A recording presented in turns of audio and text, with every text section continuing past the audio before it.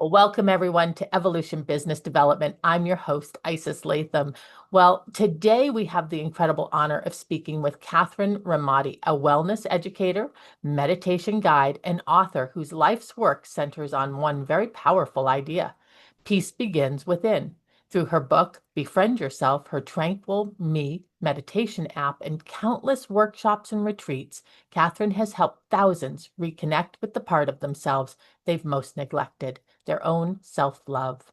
Whether you're here to lead with more heart, navigate stress with more ease, or simply be a better friend to yourself, Kathryn's message is both timely and timeless.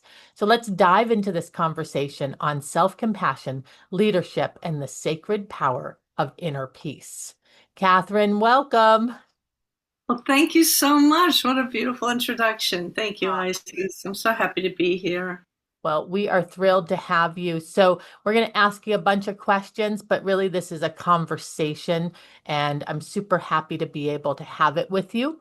So my first question today is, let's just start with the heart of it all. You say self-love is the silent root of both peace and struggle. Can you share what inspired you to explore this topic so deeply and why now?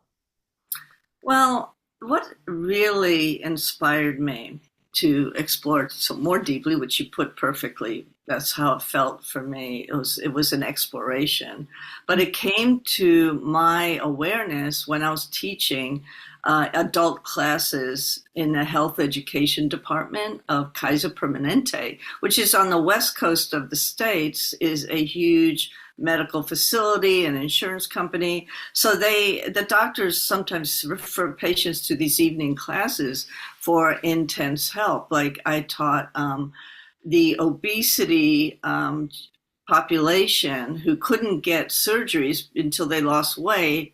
The doctors would send them to medical weight management classes where it was 30 weeks of intense really dropping calories, learning healthy habits to replace whatever those bad habits were that got them there. So it was that was the toughest class I ever taught. But it was, these people would get to a certain point and plateau, like a lot of people. And we realized that deep down, they didn't feel like they deserved to have a healthy body. There was some mental blockage there. There was a lot of stress in their life that they were dealing with through food. They were comforting themselves through food. Emotional eating is so common. We've all done it. I mean, raise your hand. We've all done emotional eating. But if you love something, you're not going to overwater your plant till it dies. And you're not going to give it vodka because it will die. You're going to give it water. So it's a matter of, if you love something, you take care of it. And I realized that these people really lack self-love. But it was the same in my insomniacs. I did this better sleep class the next night. And then the night after that, I would teach stress management for anxiety. And I just found deep down when we talked to everybody, I would say to them, okay, there's your assignment for the week, is to find 1 hour of time for yourself. Because most of these people were over people pleasers, and giving constantly in their lives to everybody and everything. They were stretched very thin. So they really didn't understand the concept of self-care. I said, I'm going to give you 1 hour a week of something you really love to do that makes you happy and relaxed. And honestly, people struggled. They didn't know anymore what that even was. Was it going to the movies? Was it going for a bike ride? The bikes were all dusty in the garage and they didn't even know what trail to hike on. So that in itself was eye-opening to me. And I realized that they couldn't be there for those people that depended on them if their health wasn't good. They needed to take care of themselves so they could be there for others. And in their mind, they thought they were being selfish and be called narcissistic if they didn't go and pick someone up at the airport at midnight or whatever it was. They felt they were not worthy, unless they did all these things for other people. But these people depend on them. They need them to be healthy. They need them to love themselves. So that's how it all came about. Wow. You've guided thousands through meditation, and in your experience, how does meditation help someone move towards their thoughts instead of trying to escape them? Yes, exactly. I think that people have the misconception about meditation. Okay. They say to me, I can't meditate because I can't empty my mind. Mm. And it's really silly, but that's what the general concession. And I'm out here trying to show people, no, no, no, that you cannot shut down the mind unless you're dead. That's what the mind does. Your brain creates thoughts. It's a matter of separating yourself from those thoughts, and it's a great focus exercise. It increases certain parts of the brain. Physically, actually increases and increases neural activity in the brain in different areas. It's the best thing for ADHD you Hmm. could ever do. And I know we're all suffering from ADHD with this digital age of having to, text and like and everything instantly. And there's squirrel, squirrel, squirrel. We're always distracted constantly. There's too many social media apps to check, blah, blah, blah, blah. So meditation makes you sit down with yourself, your best friend who you forgot about, you're the lowest person on that totem pole, you are the last, but you get that even 5 minutes if you set a timer. 5 or 10 minutes seems like forever sometimes. And you catch your breath. It's a basic breath meditation. But there are many, many different ways of just separating yourself. And you start to let these thoughts float by like clouds in the sky. You see them come in, and you're like, I'm still thinking about that. Why am I still thinking about that? And then you just let it go back to something else that you focus on. It could be a mantra, it could be a breath. But what you're doing is you're bringing your focus back, your awareness, and you're building meditational muscles. Hmm. And you get better and better at it, just like anything, like exercise you practice. Yeah. Your journey included teaching at Kaiser Permanente. Did I say that right? Yes. Okay. What did you notice most often about the connection between self-love and physical well-being in those you worked with? So that self-love and physical well-being. Huge, absolutely huge. People would come to me. I would teach them mindfulness-based stress reduction Mhm. classes for Kaiser. It's a 10-week John Kabat-Zinn course that he developed at Massachusetts, at the where Laura, where your kids are going to school, Mass. UMass? Yes, Okay. UMass. Anyway, and the hospital there. But I found that the physical amazing symptoms would disappear. I mean, it was amazing. So we would do our meditation. Next week, people would come back and they'd say, my blood pressure's gone down so much that my doctor's actually taken me off my medication. And someone else would say, well, my neck pain is gone. My lower back pain is gone. People would say, my skin has cleared up. So what happens is people forget stress is actually the term stress means pressure. So you're under a lot of pressure, and that stress has to go somewhere. That's stress in your life. Now, meditation does not remove stress out of your life. Everyone's going to have stress. You can't avoid it as long as you're living and breathing, but you can learn to manage it. And that self love is giving yourself that 10 minutes a day, or maybe a yoga class at the end of the night, every other night, join a yoga studio, and do just something that's going to calm down and dissipate that stress that you've accumulated throughout the day. And I teach people to eliminate stress physically with a body scan, we call it. We scan the body with our awareness. We see, and a lot of people don't even realize they're walking around with their jaws clenched and grinding their teeth. They didn't realize it. And, it's really good. It's all about self-love. It's about self-awareness. And when you're aware, you learn these things, and you can alleviate, and your health increases, your immune system is boosted. Yeah. I love that. Meditation doesn't remove stress, but it teaches a management tool for it. Um, I think that that might be one of the reasons why people resist it, because in our brain we know, well, how can it remove the stress? I need stress. I want stress, right? Because stress creates, in some ways, some positive things. We've all heard like, oh, when somebody's under a lot of stress, you're like, oh, well, that's how diamonds are made. Well, yeah, it's also how things are crushed. Yes, there is good stress. Yeah. And there's a term for it. It's called eustress. EU stress. Yeah, eustress. And Okay. then there's a bad stress, which we all know about. Yeah, well, and it manifests in your body in so many ways, like you were saying. Um, so you wrote a book called Befriend Yourself, and it's a beautiful, simple but layered book. What does it truly mean to befriend yourself? And how would someone know when they've started that process?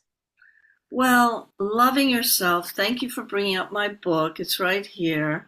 And we have a self love test at the beginning of the book, which is very eye opening. A lot of people don't realize some of the things they do in life is a direct result of the lack of self love. And if they have more self love, they might not be a shopaholic, for example. But what it means to me is that I can reach more people, and let them be aware of their inner voice. There are a couple things that you could start off with.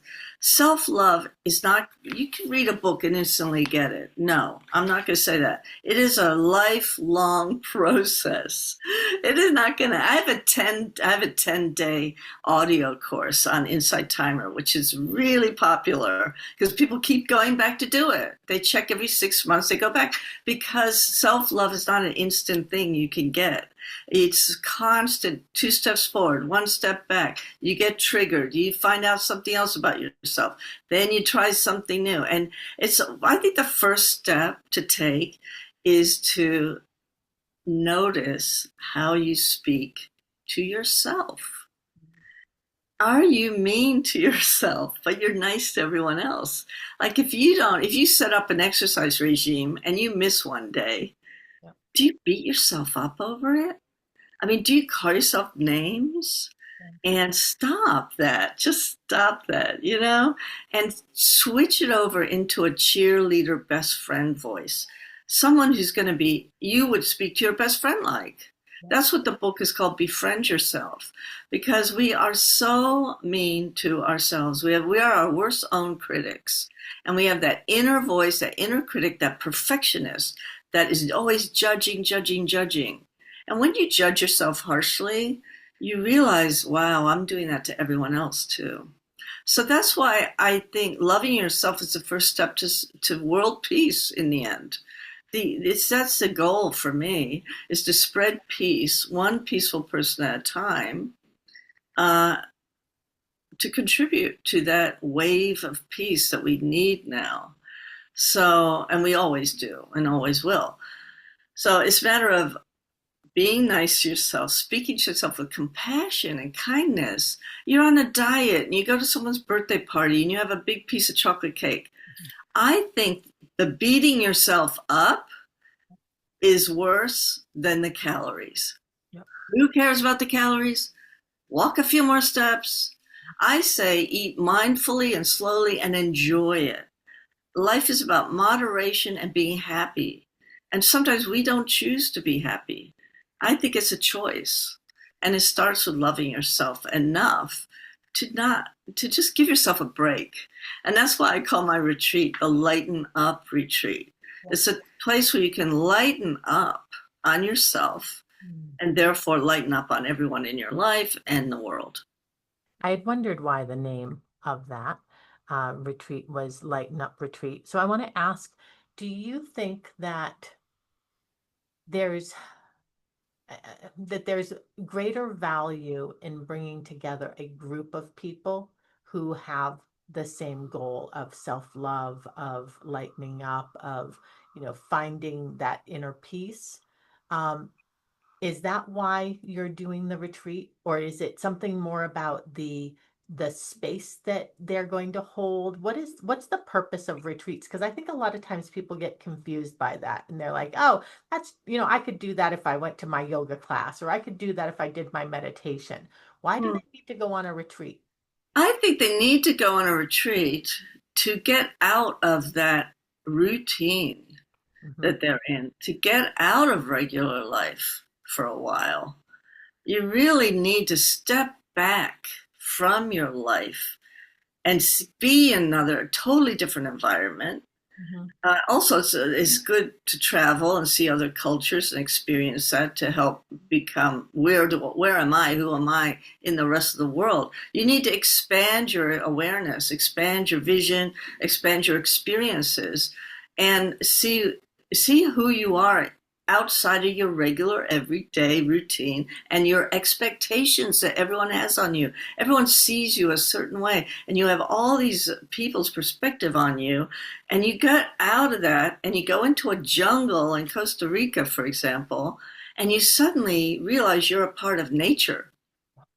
When you're sitting in traffic, a 1 hour class is great, but then you get back in traffic, you're checking your phone, everyone's calling you. Where did that peace go, So I get people to get outside of their usual routine, bring them some tools, so they take a little toolkit back home with them, and we integrate these lessons into their regular routine in life. We don't ever give them something that is not going to be used. We find out on retreat what works for them. So one person will have a mantra meditation that works for them. They like that. But another person would rather have a visualization, and someone else would rather have just affirmations, or someone else loves the breath. I found one guy who I did the breath meditation, and he's like, "Can we do that every day?" I'm like, "Well, you can, Bruce." And then I said, "I'll do it every day at this time. If you guys want to show up, show up." And Bruce was always there, and he took that away with him, and that man needed it, Yeah. and he loves it. So anyway, there are different types of meditation for different people, and we get to experiment. And you give yourself that precious time just for you. And I think someone has their hand up. I'm not sure. Maybe At it's the a moment. mistake. What would you suggest to the person who's trying to decide, do I do this as a couples retreat? Do I do this as an individual retreat? No, I have so many responsibilities. I only get one vacation. Do I spend it this way? Do I spend it that way? How do you help someone kind of negotiate with themselves what that's going to look like? Well, I think it's important to ask yourself, on your previous vacations, did you come home feeling refreshed and positive, ready to face the world? Or did you feel like you needed a vacation? Yeah, Because most vacations, you come back angry at yourself because you're overweight, you ate too much, yeah. you drank too much, you're hungover, you're exhausted, your feet hurt from walking around Disney all day, and your kids drove you crazy. So, are you really better for that vacation or not? This is what I call a relaxation vacation. Hmm. It's 1 week out of 52 for you. Yeah. So, it is a big decision, and it's upsetting that it's upsetting to me that it's not an obvious choice to people, Yeah. because it just goes to show, how much they need it. How did it become obvious to you? Because obviously there's the word again, obviously, there is a challenge with this in the world, right? Where people are trying to figure out how to balance their self needs, their family's needs, all of that. And I don't imagine you always knew it. Oh How did no. you figure that out? Oh, well, I think I figured it out because I was in their position, I guess. I was a housewife, Mm. raised 2 kids, and our vacations always revolved around them. Yeah. And, there's soccer tournaments and there's swimming championships and all that other stuff. It was never about us. But people who come to my retreat are usually empty nesters, Okay. who have the time, and their kids are full fledged, grown, and these people have never ever done anything for themselves. And I have a lot of couples come Mm. and they love it. It's wonderful. They have this experience that they've shared out in this new country, and they had wonderful memories, and they're learning about each other and themselves, and it's a very healthy place for a couple. And I also have had mother-daughters come that's healed their relationships because they're suddenly not distracted by all the other family dynamics that they have to deal with. And also, it's fantastic for single women and men. I've had a lot of divorced men. It's a 50-50% men, 50% women. I'm really proud of that fact because so many retreats are women only. And I think the men are in need of these tools just as much as anybody else, if not more. They're under so much pressure too in society, just providing is a huge deal. So they get divorced and they're shattered. So I have a lot of heartbroken people that come, and that break that they feel is actually more like a broken open, where we're open now for self-love. We fill that gap, that void that we thought we had when we're abandoned by our partner or whatever betrayal they experienced. They can fill that with self-love and confidence again. And it's really been wonderful for that. There's also, it's good for everybody, really. It's really an act of service that you're doing, and where you're helping people to be better for themselves. And when they're better for themselves, they're also a better friend, a better partner, a better parent. Well, Um, I did have a nurse, a single mother nurse, with two little kids come, and she made it work. She got families to babysit. She saved her money, and she just said it was the best thing she ever did. She knew, because she's especially a nurse. Talk about giving 24/7. She Absolutely. needed that time. So I get all types, really. Well, I want to thank you for being here today with me, Kathryn. How does somebody find out more about your retreat or your books? Where do they learn about Kathryn Remati? What social channels are you on, or websites do you have? Well, you can Google me, and I have a website for my app called tranquilmeapp.com. Okay, And my book is found on Amazon. It's easy to get. very It's a nice. Balboa Press book. And so the book and the app go really well together because each chapter I give them a meditation to listen to or a practice to do. And a lot of those are on my app. Okay. I also teach live classes on a #1 meditation app in the world, a free one called Insight Timer. And I'm doing a class today at 11 Pacific time Okay. that people can join for free. Anyway, I get hundreds of people from all over the world in my classes. It's so cool. What a great gift to be able to share with people. And my next retreat is coming up. And how I do we find out more about that specific go retreat? to lightenupreetreat.com. Lightenupreetreat.com. All right, you heard it here. And when is that retreat going to be going to Costa Rica? We are so excited, Isis, because it's a New Year's. Uh, You've had Thanksgiving with the family. You've had Christmas with the family. It starts December 28th. It's like, I'm out of here. You guys, I did everything you want. I got all your presents. You're happy. I'm out of here. I'm checking out. And I'm going to Costa Rica till January 4th. So we have the full moon that week. We have New Year's. And who wouldn't want a totally different type of New Year's? The one that you're not disappointed or hungover in the morning. You're regret something. This is one where you just feel better and better every day. Well, that's wonderful. Well, Kathryn, thank you for your grounded wisdom, your gentleness in helping us all turn inward with more kindness. Your reminder that when we love something, we take care of it, especially ourselves, is one we all needed to hear. And for those who are listening, if this conversation sparks something in you, take the next quiet step, whether it's one breath, one journal entry, or one moment of silence, you're worth it.